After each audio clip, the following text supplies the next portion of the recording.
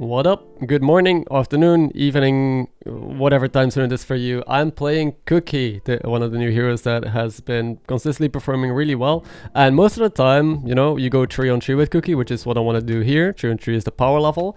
And you would hero power the dragon here, because Bronzewine and Terragosa are amazing hits. But because of the Quilboar buff, I wanted to try and hero power the Quilboar here, because tier 3 Quilboars are pretty good. Like the Brute is really good now. Banner Boar has a lot more utilities.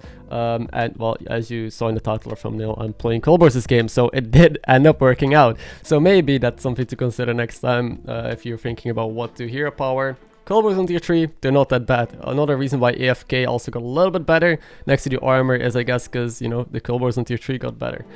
Anyway, I was able to hero power 2 Quilboars here. We hit the Brute, which I'm pretty happy about. Mission successful. We're tier 3, turn 3 with... we had a token, so it also was pretty clean. Now, there is a profit in the shop, so I'm not going to play my Brute here, because I can guarantee a gem next turn. Otherwise, I might not be able to gem it. So I held the Brute in hand, took a little bit extra damage, not much. So I'm able to buy this profit, play it, then play the Brute, and, you know, be able to gem it for sure, without having any risk involved, because I can't roll anyway. Now, real quick, if you're watching this video the day it goes live, then either while you're watching right now or in a couple hours from now, one of the biggest tournaments that I've ever been a part of is going to be live on my Twitch. It's a Twitch Rivals tournament with some of the best players in the world all together in one lobby. So if you want to see some high focus, super high stakes Battlegrounds gameplay, then go check it out. Link will be in the description. It starts, I think, at like 6 p.m. CET, so Brussels time zone. I'm gonna be live between 5 to 6, you know, to have a little chat beforehand. And yeah, I hope to see you there and hope you will enjoy the show. Meanwhile, in this game, we're getting a Banner Boar, which is obviously perfect for our board. And we didn't get the Diablo spell, which is fine. Like, I usually don't really care about Diablo anyway if it's in my lobby, except for on turn 8, because then they are super strong and you could take 15 damage most of the time. But the first time you face them, I really don't give a shit. Let's be honest.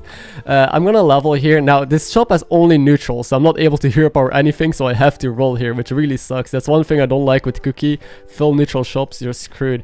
Here, I guess I have to hero power the dragon, and, you know, we hit a Elemental, which I guess allows us to buy something here from this shop instead of just roll and do nothing. So I'm able to get this Argus and probably taunt up 2 cards in case I roll Arm, get some attack onto these, and just having multiple taunts, I guess, isn't a bad thing necessarily. So that way, if I have stuff that I need to farm with, I can't get sniped.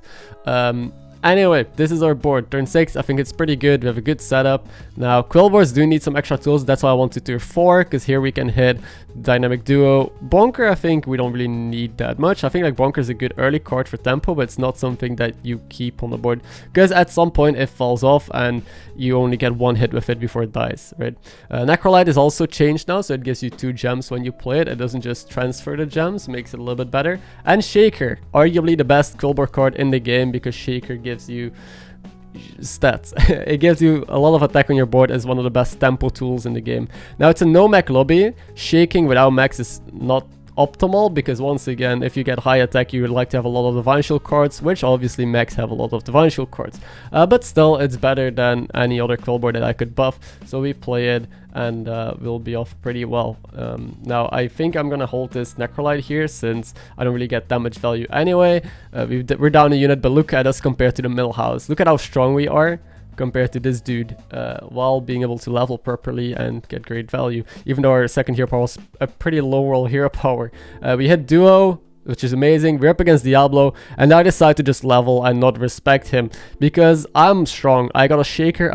I held my gems so I could shake this turn against Diablo, by the way. That's why I didn't commit them last time. So now I can shake, go all in against this Diablo. I got no spell though, but he is being Murlocs. And we seem incredibly strong compared to him, so that's a very good sign, and I'm happy that I chose to level here instead of just stay on tier 4. And the game crashed. I don't know what happened. I've had this happen a couple times recently where the game just completely crashes, so I had to reconnect. Very annoying, but we were able to beat Diablo, as you can see, and get a spell here.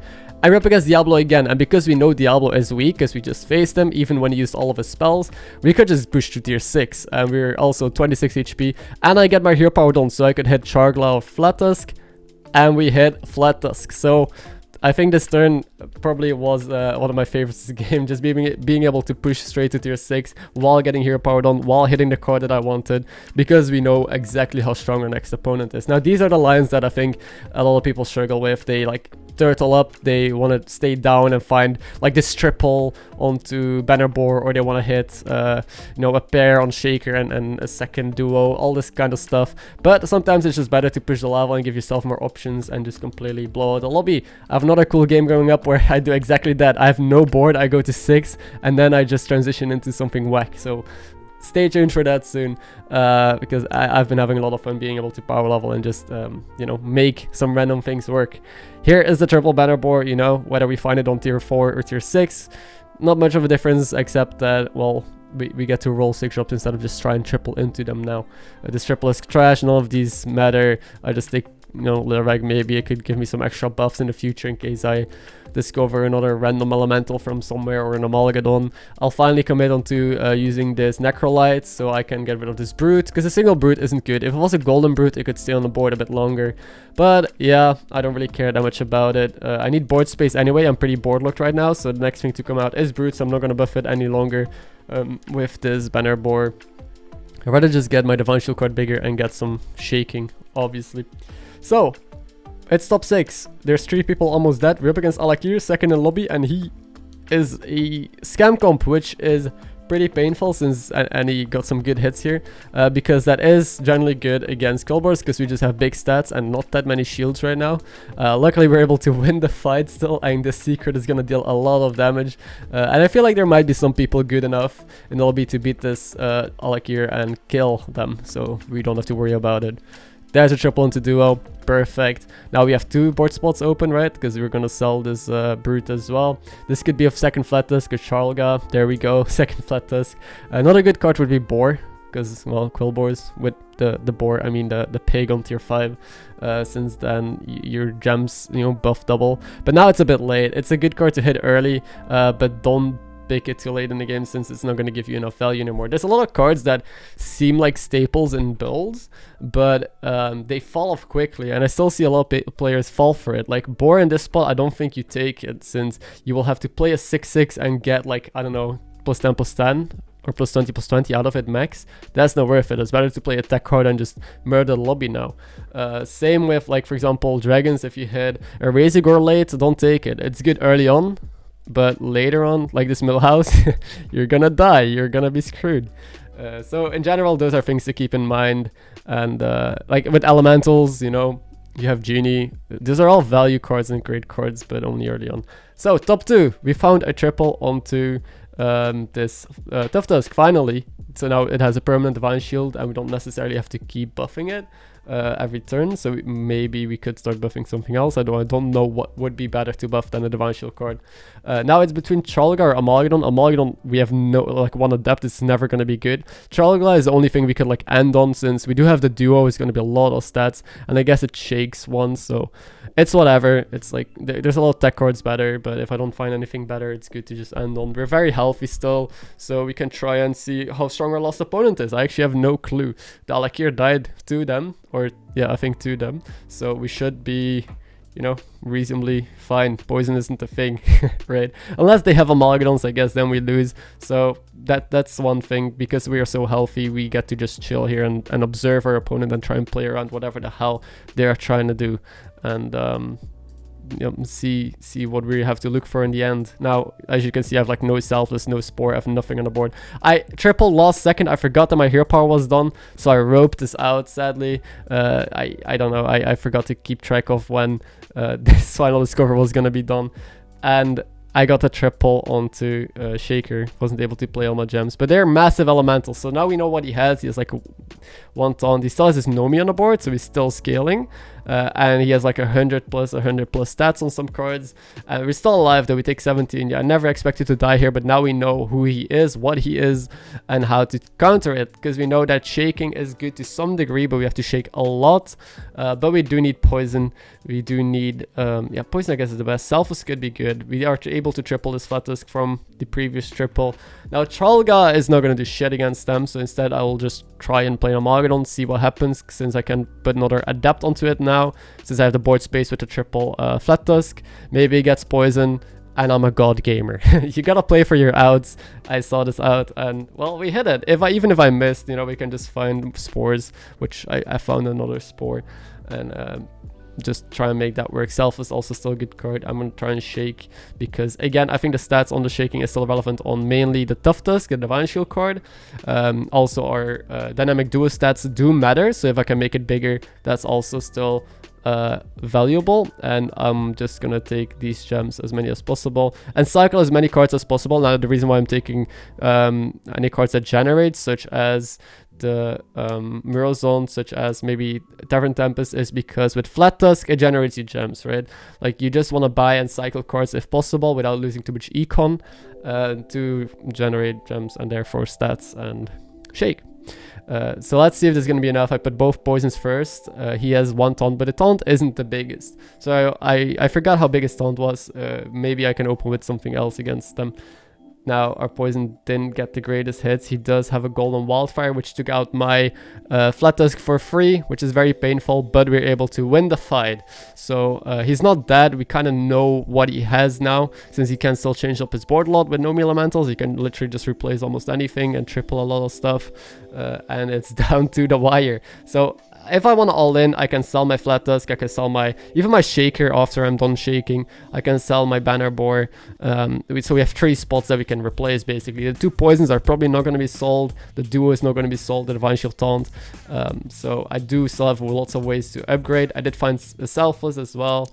And now I'm debating what to sell. Obviously, it's Banner Boar here first, since Flat Tusk is still too big and gives me too many tools to work with. I'll still take this Mirror Zone. I need to get some gems going. And best case, Mirror Zone is free in case we hit the Elemental here, which sadly we didn't. But yeah, I'm roping out again. I'm thinking too much about this late game. I just have to buy a card here and on Selfless. Try and play around Wildfire, shake a bit, and that's it. So I could probably play better around Wildfire here, and also my positioning isn't great, since my Selfless is just going to go into the taunt, and now my Spore is going to go into the taunt. I was just roping too much. I think one thing that is really big, especially for me, that I need to work on is value positioning first, and then try and do the other thinking. Because I try and optimize my turn, how do I make my money work, what am I looking for, but then in the end, the positioning is kind of a big deal, and that is the big reason why I see a lot of people being stuck at ranks as well, because they don't care too much about outsmarting their opponent. They just care about, or they just tunnel vision into certain things, like, oh, I gotta hit this and I gotta scale this way, and you know, they lose out on some essential things, like maybe a ghoul literally wins you the game but you don't pay attention to that, or maybe you gotta play around ghoul, or all these important things that you gotta keep in mind. So right now I need to all in. We tied, and I think this is always gonna be a lost fight. So I'm just cycling myself, as I don't think I'm tripling it anytime soon. So you know, selling Flat Tusk here didn't seem worth, or selling the Shaker, since they're a lot bigger than, you know, the Selfless, and I won't be able to triple it anyway, right? And ending on double Selfless can only spell for disaster. So now I'm trying to play around him. I put my Flat Tusk first because I know it's gonna value trade his taunt, but he got rid of his Molten Rock and put 2 other big taunts in, and that completely screwed me up, because now he value trades my Flat Tusk, so I get no value. Also, I did position properly around Wildfire this time, so that's lucky. Our poisons just get no value, and neither did our Flat Tusk, but by some miracle, we're still alive. We lose the fight, but it's just this Elemental alive, so we are alive. There's gonna be another round. It's a good thing I kept my Flat Tusk and my Shaker, because I get to shake another turn, otherwise I was guaranteed done for. Now there's no way it goes another turn. I guess we could tie, but if we tie, I feel like we always lose in the end, since he's just gonna be so absurdly big. He's still scaling with this Dazzling. We're like only scaling our taunt really, our duo, and just the shaking is the same every turn. So meaning we just have to go into poison. Now hand space is one annoying thing about Quilboars though, like how many gems you get, how you discover cards. I do sell Flat Tusk, like I said. This is gonna be final fight. I can't really afford to keep it. I'd rather keep Selfless, because I can't cycle Selfless, don't have a second one in hand. I can end on Baron if I don't find another poison to put in, so that way, you know, we can still get lucky. And just shield 2 of our good cards, and hopefully it doesn't land on Baron. Try and hope that RNG is on our side, since I kind of have to.